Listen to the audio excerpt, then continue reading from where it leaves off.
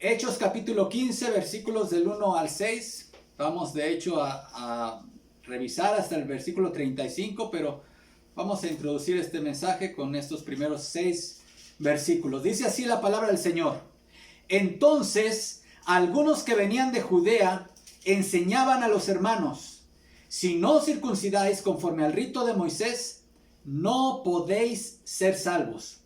Como Pablo y Bernabé tuviesen una discusión y contienda no pequeña con ellos, se dispuso que subiesen Pablo y Bernabé a Jerusalén, y algunos otros de ellos a los apóstoles y a los ancianos para tratar esta cuestión. Ellos pues, habiendo sido encaminados por la iglesia, pasaron por Fenicia y Samaria, contando la conversión de los gentiles, y causaban gran gozo a todos los hermanos. Y llegados a Jerusalén, fueron recibidos por la iglesia y los apóstoles y los ancianos, y refirieron todas las cosas que Dios había hecho con ellos. Pero algunos de la secta de los fariseos que habían creído se levantaron diciendo: es necesario circuncidarlos y mandarles que guarden la ley de Moisés. Y se reunieron los apóstoles y los ancianos para conocer de este asunto. Oremos. Padre, en tus manos encomendamos este tiempo, Señor. Sin la guía de tu Espíritu Santo, Señor, este momento sería vano, sería infructuoso. Nos encomendamos a ti, Señor, y que tu palabra opere en nosotros, Señor, aquello por lo cual tú la has enviado. En Cristo Jesús oramos. Amén.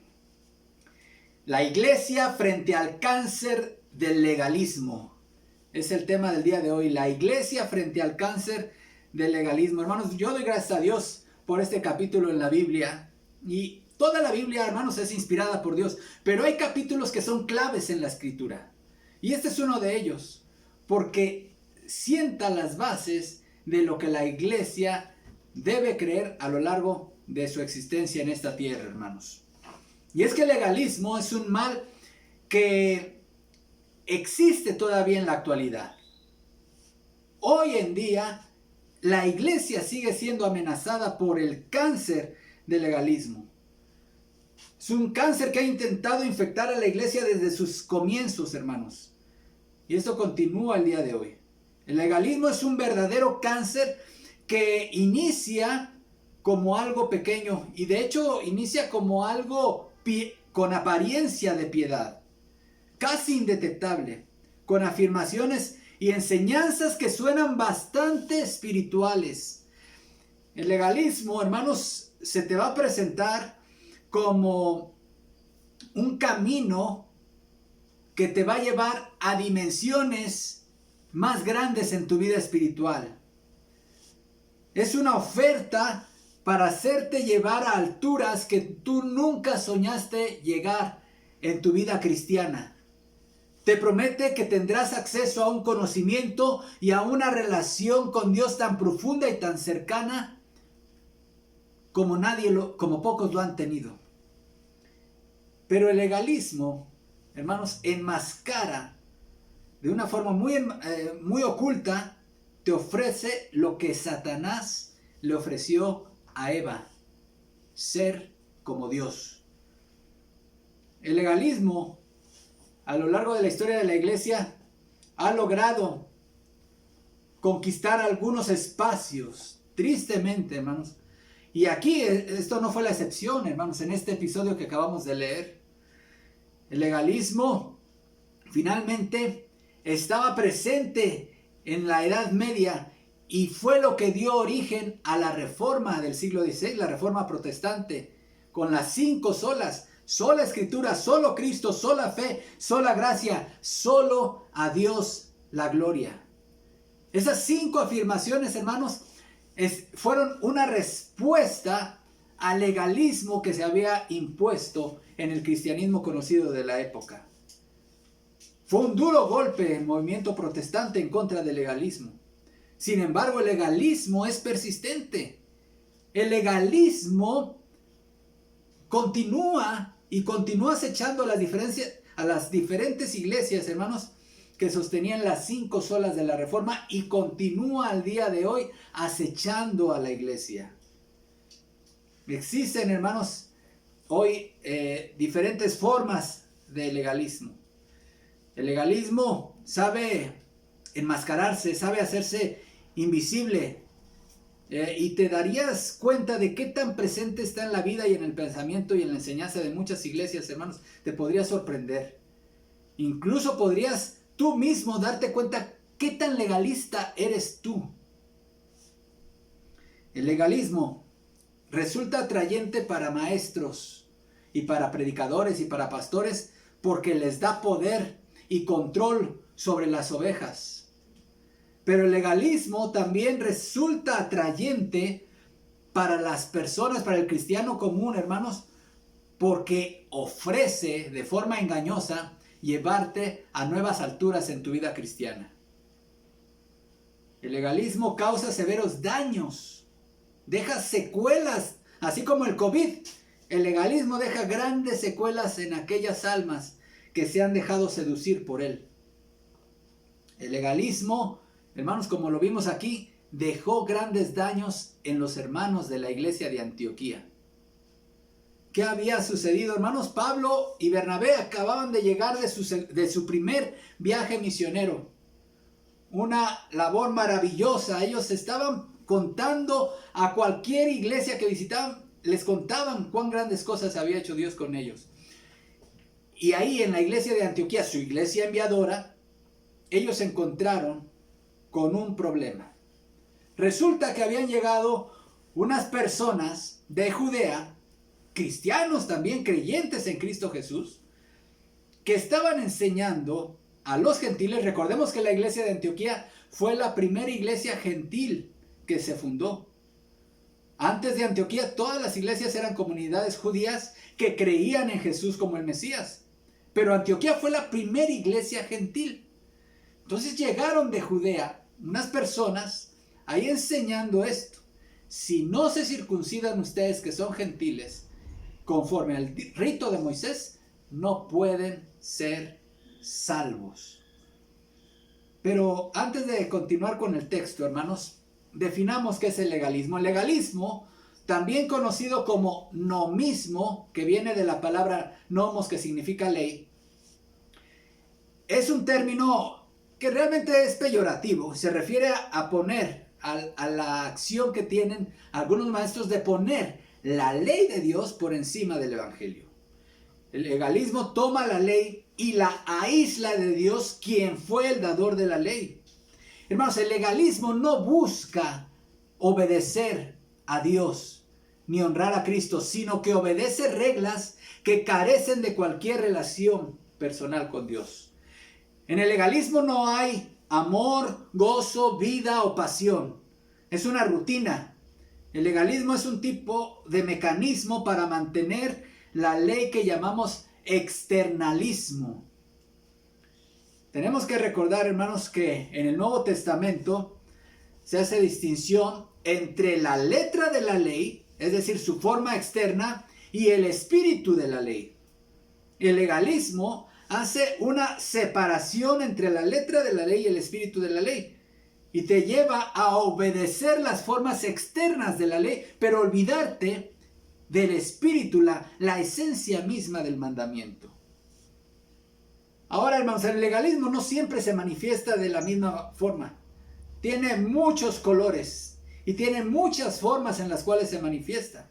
Por ejemplo, hay legalistas, y este fue el caso aquí, que son aquellos que dicen que la salvación es a través de las buenas obras que tú llegas a hacer en el mundo, o por una obediencia a los mandamientos de Dios. Esa es una forma de manifestación del legalismo. Otra forma en la cual el legalismo se manifiesta es enseñando que la obediencia a la forma externa de la ley, pero rechazando la esencia de la ley.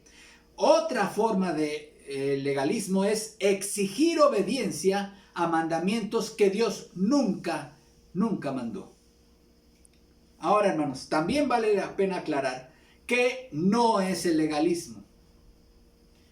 Procurar crecer en santidad, enfatizar la importancia de cada día ser más semejantes a Cristo y querer crecer en santidad, eso no es legalismo.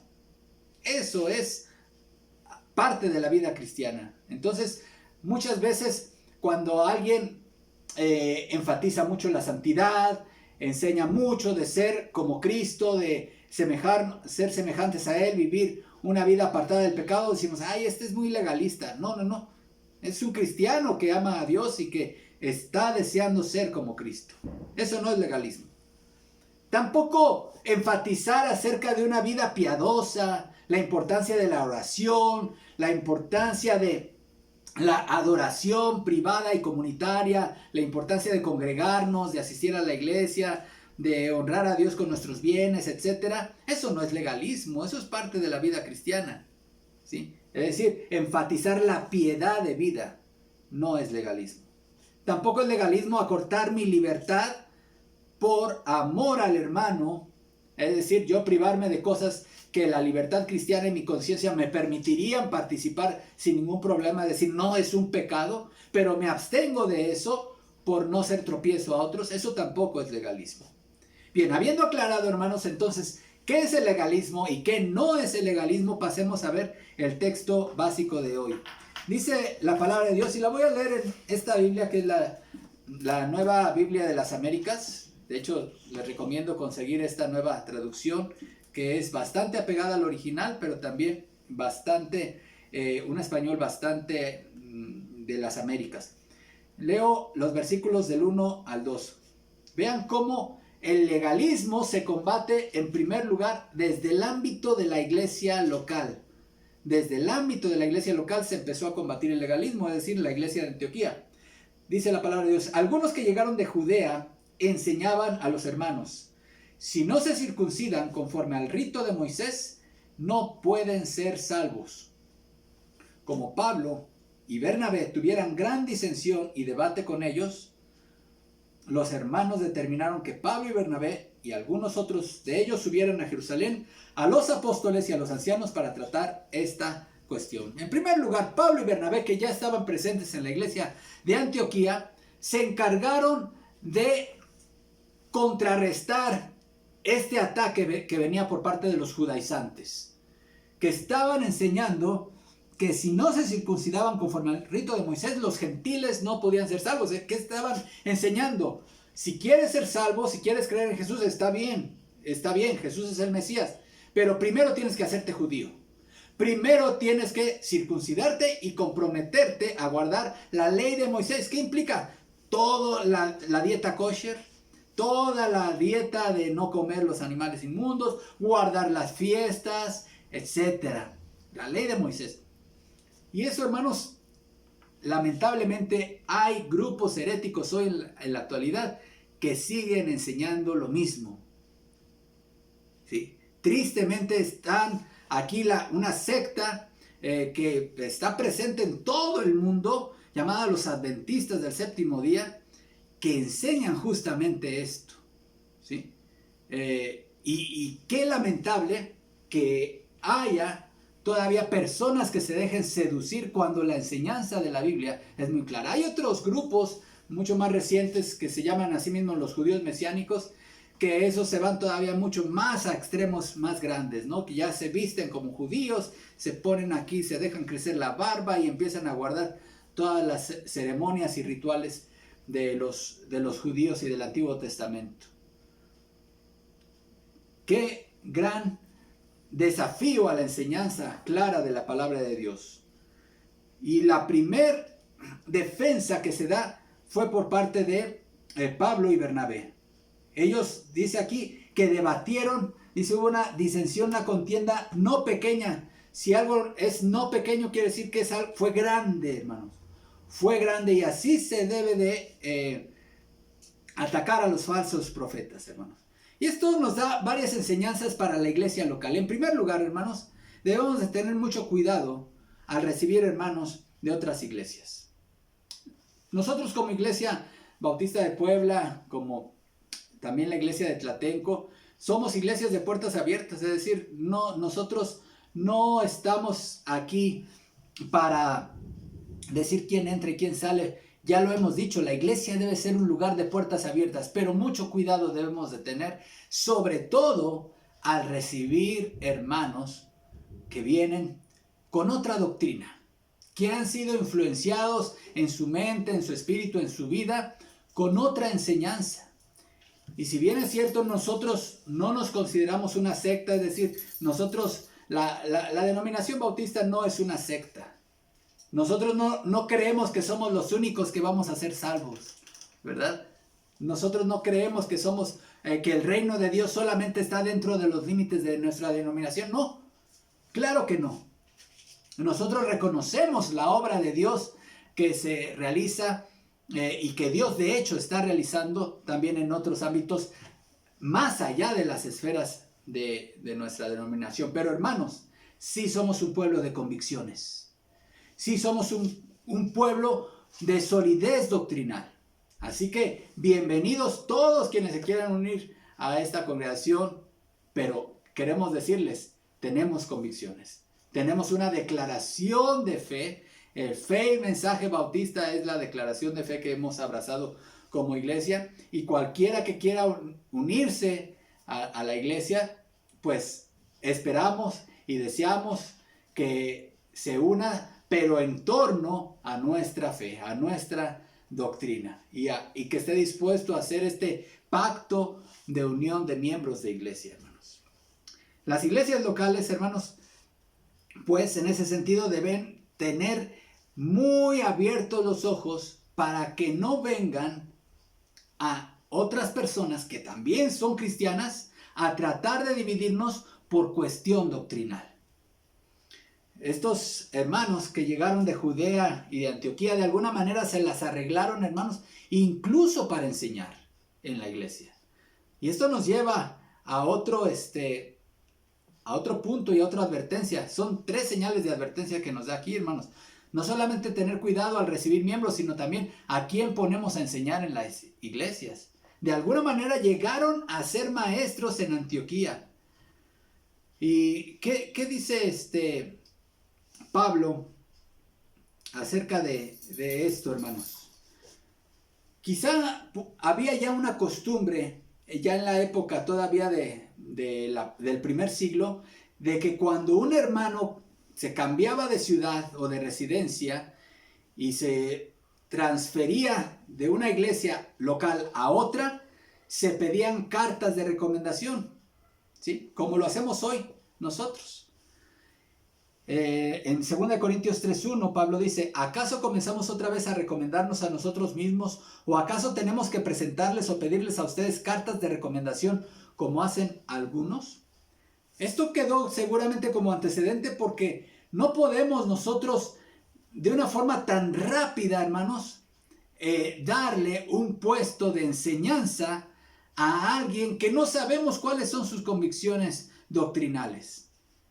Aquí fue lo que ocurrió, hermanos. Luego empezaron a enseñar en Antioquía cosas alejadas al evangelio.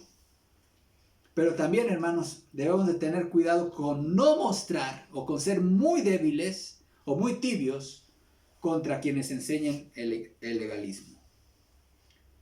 El Nuevo Testamento, hermanos, siempre nos dice que cuando alguien cae en pecado debemos demostrar espíritu de mansedumbre, compasión y cuidarte que tú también no seas tentado. Pero con el tema de los falsos maestros, hermanos, debemos de actuar rápido y actuar con firmeza.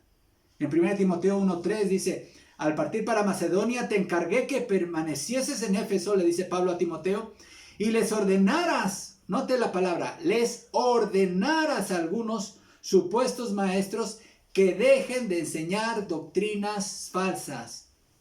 Aquí no cabe, hermanos, la tibieza. Aquí no cabe el ser débil, sino ser contencioso, como dice también la carta a Judas, que contendáis ardientemente por la fe una vez dada los santos. Ahora, hermanos, no hay que ser contenciosos por doctrinas que no son fundamentales, ¿sí? Por ejemplo, los detalles de interpretación respecto a esas cosas muy específicas en torno a la segunda venida de Cristo. Hay, hermanos, en la fe, grandes siervos de Dios, de buen testimonio, que son indudablemente usados poderosamente al Señor, que piensan o que tienen una postura respecto a los eventos futuros escatológicos distinta a nuestra convicción. No hay que ponernos a disentir ardientemente por esos detalles, hermanos, que son secundarios, pero por la verdad del Evangelio, porque aquí esto es un ataque al corazón mismo del Evangelio, ahí sí debemos de ser radicales, cortar de raíz con la falsa enseñanza. Pero hermanos, el legalismo no solamente debe combatirse en la iglesia local, también debe ser combatido en la iglesia universal. Y es que, como ya hemos enseñado, la iglesia local, la iglesia de Cristo es una. Yo siempre les pregunto a mis hermanos cuando damos la clase de discipulado y tocamos el tema de la iglesia, ¿cuántas iglesias cristianas hay? Y de repente veo las caras de algunos y piensan como que es una pregunta capciosa. Pero si yo les pregunto, hermanos, ¿cuántas iglesias cristianas hay? Entonces como que viene a la mente, bueno, las diferentes denominaciones que hay y empezamos a ver diferentes nombres. Pero ¿cuántas iglesias hay, hermanos? Es una. ¿Cuántas esposas tiene Cristo? Una. ¿Cuántos cuerpos tiene Cristo? Uno. La iglesia, como decían los credos antiguos, es una sola. Entonces Cristo solamente tiene una iglesia en el mundo, a la cual nosotros le hemos denominado, puesto el adjetivo de invisible, porque nuestra convicción es que esta iglesia no es una organización con una sede, con un edificio y con una estructura jerárquica visible, ¿no? Sino que nosotros definimos la iglesia universal como el número total de creyentes verdaderos que han creído en el Evangelio y que forman parte del pueblo de Dios. Ahora, esa única iglesia de Cristo, hermanos, sí tiene una expresión visible que son las diferentes iglesias locales. Y esta iglesia es una de esas iglesias locales, es una expresión visible de la única iglesia de Cristo. Así que no seamos tan sectarios y pensemos que solamente mi iglesia es la iglesia de Cristo. No, nosotros somos una expresión local de esa única iglesia que tiene Cristo. Y algunas iglesias han caído en el sectarismo, tristemente. Aquí, hermanos, vemos cómo en este pasaje de Hechos capítulo 15, la iglesia de Antioquía reconoció que ellos no eran la iglesia, sino que este asunto de los judaizantes debía de tratarse en un concilio con la iglesia de Jerusalén.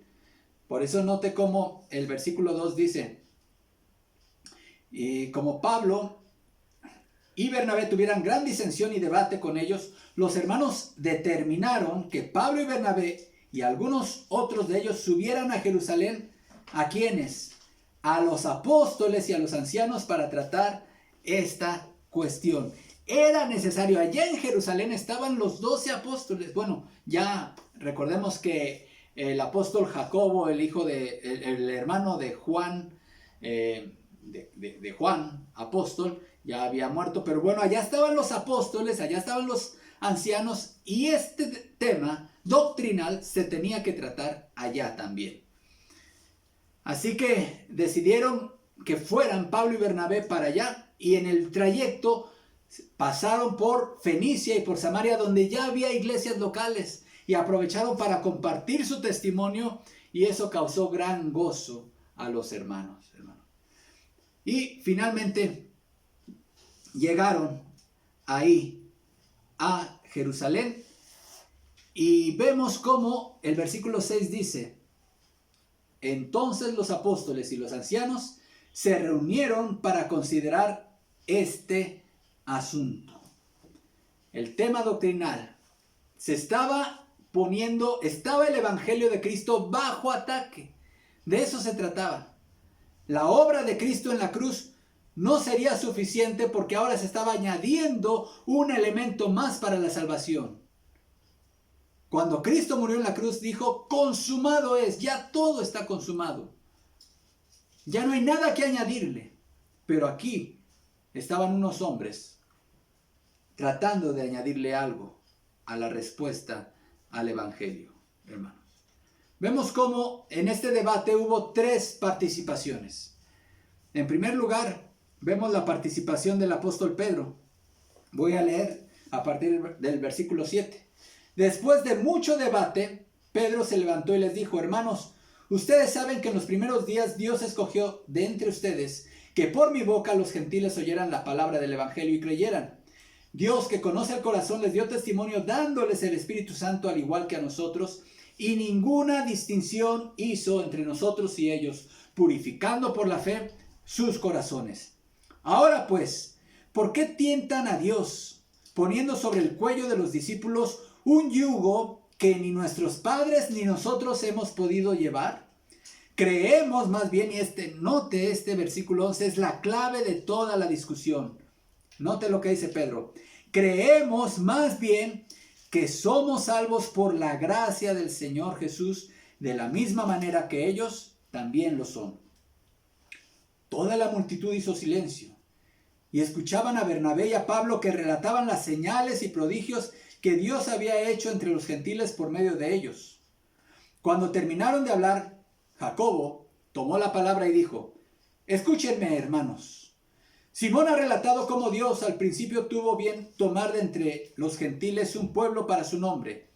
Y con esto concuerdan las palabras de los profetas, tal como está escrito: después de esto volveré y reedificaré el tabernáculo de David que ha caído, y reedificaré sus ruinas, y lo levantaré de nuevo, para que el resto de los hombres busque al Señor. Y todos los gentiles que son llamados por mi nombre, dice el Señor, que hace saber todo esto desde tiempos antiguos. Por tanto, yo opino que no debemos molestar a los que de entre los gentiles se convierten a Dios, sino que les escribamos que se abstengan de cosas contaminadas por los ídolos, de fornicación, de lo estrangulado y de sangre. Porque Moisés tiene desde generaciones antiguas, tiene en cada ciudad quienes lo prediquen, pues todos los días de reposo es leído en las sinagogas. Hubo 3 participaciones. La participación primera fue la de Pedro. Primero hubo mucha discusión, hermanos. Y por eso cuando alguien viene a ti hoy de estos judaizantes modernos, los legalistas modernos que te quieren imponer leyes y nuevos elementos para que tú dices, no basta con que tú creas en Cristo, falta esto. Esto ya se discutió, ya se debatió y la discusión ya terminó. Así que yo no voy a discutir algo que ya fue discutido. Pero después de mucha discusión, hermanos, se levantó Pedro. Y Pedro apeló al testimonio del Espíritu Santo. Y él dijo: ustedes saben que Dios me escogió a mí. Y aquí él está dando la interpretación de Mateo 16. Mateo 16, hermanos, está siendo interpretado por Pedro. Pedro no interpretó Mateo 16, esa expresión que Jesús le dijo: y sobre esta roca edificaré mi iglesia. Él no estaba diciendo que sobre Pedro iba a edificar su iglesia.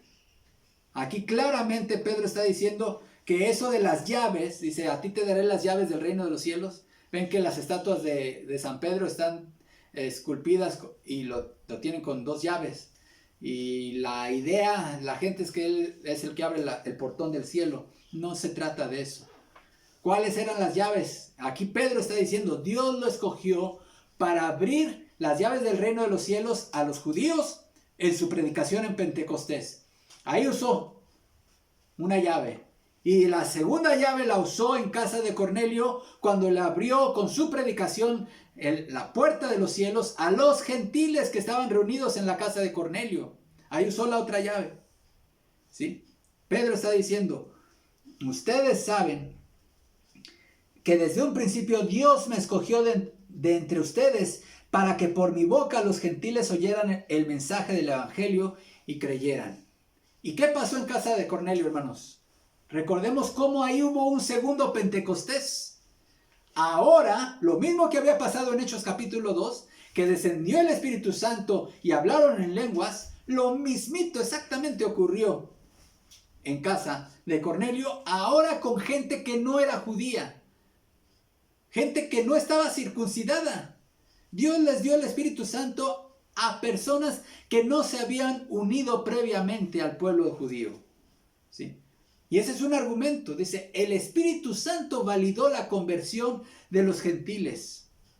Después le tocó la participación a Pablo y a Bernabé. Y ellos dieron el testimonio de los milagros. Y ya lo hemos dicho, hermanos, los milagros tienen como propósito que Dios estaba confirmando el mensaje de los misioneros y de los apóstoles a través de milagros. Entonces ya vimos el testimonio del Espíritu Santo y ahora vemos el testimonio de Dios Padre a través de los milagros que acompañaron a Pablo y a Bernabé en su primer viaje misionero. Después le tocó la participación a Jacobo. Miren, Jacobo era el pastor principal de la iglesia de Jerusalén. Era como el pastor titular de ahí. Era, dice, Pablo le llama una de las columnas dentro de la iglesia. Jacobo, el medio hermano de Jesús, quien se convirtió en cristiano después de la resurrección del Señor, era el principal pastor en la iglesia de Jerusalén. Y él tomó la palabra en el concilio. Y él da el testimonio de las Escrituras. Recuerden, la primera participación de Pedro, y él apeló al testimonio del Espíritu Santo. La segunda participación fue de Pablo y Bernabé, y ellos apelaron al testimonio de Dios Padre a través de los milagros que acompañaron en su primer viaje misionero con los gentiles. Y la siguiente participación fue la de Jacobo, el pastor, quien está dando la base escritural que va a definir, hermanos, la conclusión de este concilio y de este debate. Y él cita al profeta Amós. Y en este pasaje de Amós, él está diciendo que Dios, él ha hecho que los gentiles lo adoren e invoquen su nombre en calidad de gentiles, hermanos, sin antes haber sido circuncidados previamente. Pero esta resolución, hermanos, nos lleva también a otra verdad. Combatir el legalismo no significa fomentar el libertinaje. ¿Escuchó esto? Combatir el legalismo no significa fomentar el libertinaje o el antinomianismo. ¿Sí? Leo ahora a partir del versículo 20. Más bien, debemos escribirles que se abstengan de lo contaminado por los ídolos, de la inmoralidad sexual, de la carne de animales estrangulados y de sangre. En efecto, desde tiempos antiguos Moisés siempre ha tenido en cada ciudad quien lo predique y lo lea en las sinagogas todos los sábados. Entonces, los apóstoles y los ancianos, de común acuerdo con toda la iglesia, decidieron escoger a algunos de ellos y enviarlos a Antioquía con Pablo y Bernabé. Escogieron a Judas llamado Barsabás y a Silas, que tenía buena reputación entre los hermanos. Con ellos mandaron la siguiente carta. Cilicia, nos hemos enterado de que algunos de los nuestros, sin nuestra autorización, los han inquietado a ustedes, alarmándoles con lo que les han dicho. Así que, de común acuerdo, hemos decidido escoger a algunos hombres y enviarlos a ustedes con nuestros queridos hermanos Pablo y Bernabé, quienes han arriesgado su vida por el nombre de nuestro Señor Jesucristo. Por tanto, les enviamos a Judas y a Silas para que les confirmen personalmente lo que les escribimos. Nos pareció bien al Espíritu Santo y a nosotros no imponerles a ustedes ninguna carga, aparte de las siguientes cosas necesarias: abstenerse de lo sacrificado a los ídolos, de sangre, de la carne de animales estrangulados y de la inmoralidad sexual. Bien harán ustedes si eviten estas cosas. Una vez despedidos, ellos bajaron a Antioquía, donde reunieron a la congregación y entregaron la carta. Los creyentes la leyeron y se alegraron por su mensaje alentador. Judas y Silas, que también eran profetas, hablaron extensamente para animarlos y fortalecerlos. Después de pasar algún tiempo allí, los hermanos los despidieron en paz para que regresaran a quien los habían enviado. Pablo y Bernabé permanecieron en Antioquía enseñando y anunciando la palabra del Señor en compañía de muchos otros. Hermanos, ya tendremos más adelante la oportunidad de hablar del otro cáncer que se encuentra en el otro extremo. Ahorita estamos hablando de la importancia de combatir el legalismo, pero el otro cáncer se llama libertinaje o antinomianismo, hermanos, que también es un mal que ha afectado a la iglesia en muchas ocasiones. El antinomianismo es propiamente un movimiento cristiano del siglo XVI, hermanos, considerado herético, que defendía que la fe lo llenaba todo y era lo único necesario, y que como la ley de Moisés era inútil para la salvación, es indiferente que un creyente peque, ya que no es juzgado por su pecado. Así que esa es una herejía, ¿eh? El antinomianismo, que es el otro extremo del legalismo, hermanos, también es una herejía. Esta doctrina, el antinomianismo, fue propagada por su fundador Johannes Agrícola, quien comenzó a desarrollar sus doctrinas en el año 1537, hallándose en Wittenberg como profesor, por lo cual a sus partidarios también se les conoce con el nombre de los reformadores de Wittenberg. La resolución del Concilio de Jerusalén, mis amados hermanos, no tenía como objetivo que los hermanos que se habían convertido entre los gentiles se relajaran moralmente o que vivieran con un desprecio ahora a la ley de Dios. Como ya somos salvos y no somos salvos por la ley, y como el sacrificio de Jesús basta y la fe en Jesús es lo único que necesitamos para ser salvos, entonces no importa cómo vivamos.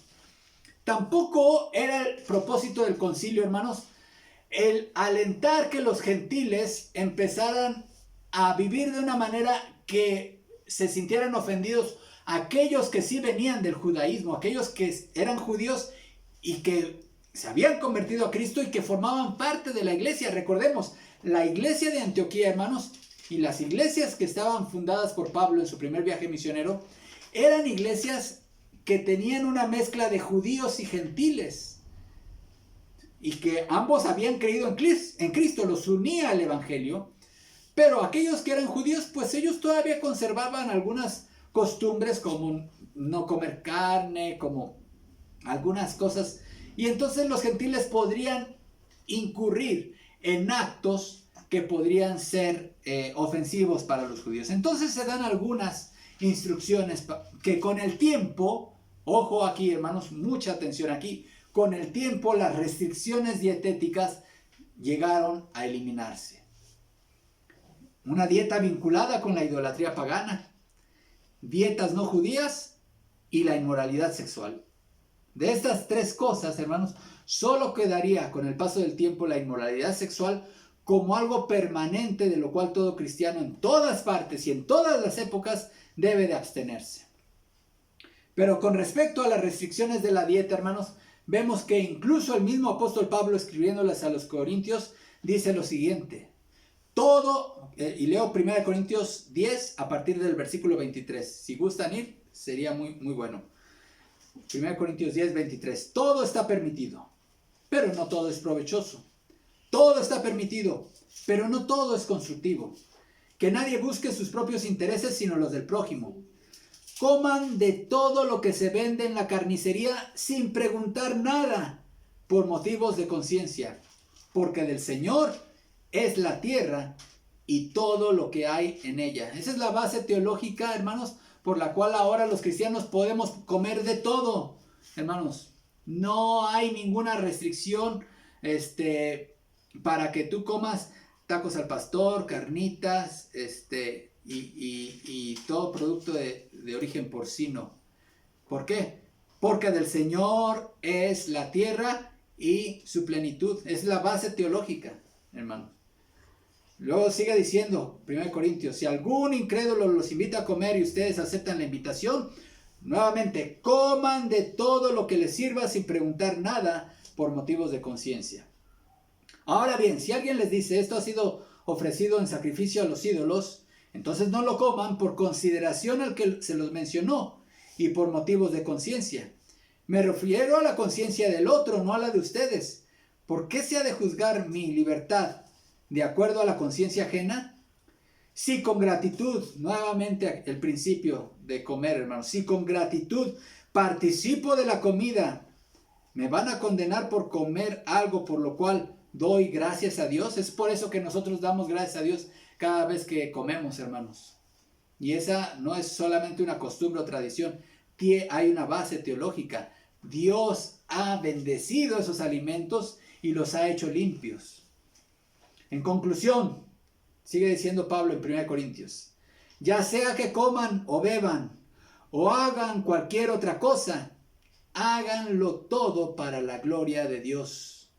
No hagan tropezar a nadie, ni a judíos, ni a gentiles, ni a la iglesia de Dios. El legalismo, mis amados hermanos, en todas sus formas y de todos los colores, es perjudicial porque ataca el corazón mismo del evangelio. Es un cáncer que causa grandes daños. Note, hermanos, cómo tuvieron que invertir mucho tiempo los hermanos en restaurar a los hermanos de Antioquía.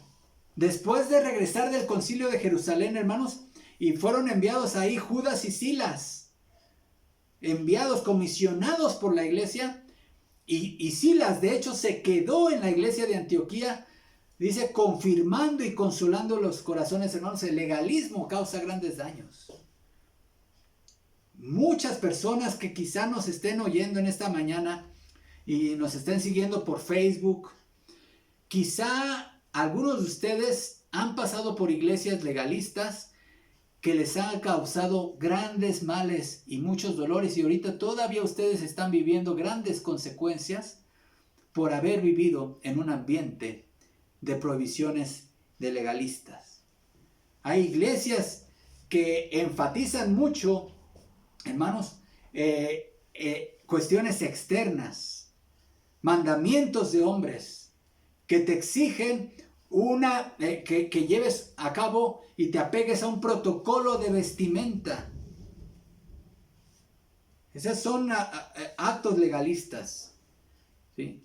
Mandamientos de hombres, cómo vestir, el tipo de música que debes escuchar o que no debes escuchar, si debemos tener televisión en casa o no debemos tener televisión en casa, si debemos educar a los niños en casa o mandarlos a la escuela pública, si poner arbolito de Navidad o no poner arbolito de Navidad, si debemos comer hojaldras o no comer hojaldras, por estar asociadas al Día de Muertos, si los predicadores debemos predicar con corbata y traje o siempre, o si es pecado predicar sin corbata y solamente con una camisa, el tipo de música con que debemos alabar a Dios, el tipo de instrumentos con los cuales debemos alabar a Dios, si cerramos los ojos cuando cantamos, o si alguien alza las manos cuando canta, o si no lo hace, si acompañamos los himnos o los cantos con piano, con guitarra, con pandero, con batería, si las mujeres deben maquillarse o no deben maquillarse, si es bueno ir a la playa o no ir a la playa o a balnearios. Todas estas cosas, hermanos, las enfatizan los legalistas. Y, hermanos, podemos decir que en todos, si somos honestos, hay un legalista en cada uno de nosotros. Un legalista que debemos nosotros combatir. Y todos tenemos una opinión sobre estos temas que acabo de enlistar, ¿verdad? Pero recuerda, mi amado hermano, esa es solo tu opinión. No es un mandamiento de Dios respecto a estos temas. No intentes obligar a nadie a sujetarnos a tu opinión o a tu preferencia o a tu gusto. No eleves tu opinión a un nivel de mandamiento de hombre, porque eso se llama legalismo. El legalismo, hermanos, es digno de ser combatido porque exalta al hombre y no exalta a Cristo. Desprecia la cruz de Cristo y desprecia la gracia del Señor. Como dice el apóstol Pablo, no desecho la gracia del Señor, porque si por la ley viniese la justicia, entonces por demás murió Cristo. Ese es el meollo del asunto, hermanos. El legalismo hace menos el sacrificio de Jesucristo en la cruz. Cuidémonos del legalismo en todas sus formas en la iglesia. Que el Señor nos guarde, hermanos. Y que el Señor restaure también a las familias y a las personas que quizá todavía están viviendo bajo las secuelas de haber estado expuestos a un ambiente legalista en alguna iglesia o en algún lugar por donde ellos pasaron. Que el Señor nos guarde en conservar la sana doctrina y en conservar el Evangelio de Cristo en toda su pureza. Oremos. Padre, gracias por tu palabra. Señor, te ruego que tú sigas conservando la pureza doctrinal de esta tu iglesia.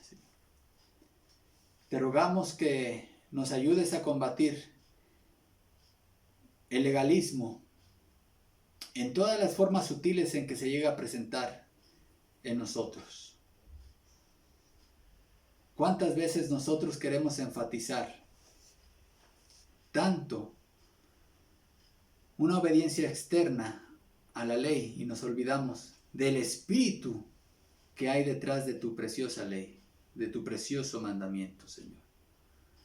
Te ruego que sigas confirmando nuestros corazones, Señor, y consolando los corazones de aquellos que necesitan ser restaurados, Señor, debido a los embates y a las secuelas que el legalismo ha dejado en sus vidas.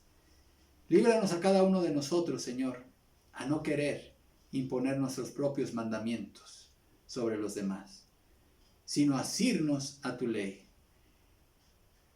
admirar la cruz de Cristo y reconocer que en ese sacrificio tenemos todo lo que necesitamos para la salvación. Que Cristo y solo Cristo es suficiente. Señor, ayúdanos a contender ardientemente por la fe, una vez dada a los santos. En Cristo Jesús oramos. Amén. Que el Señor les bendiga, mis amados hermanos.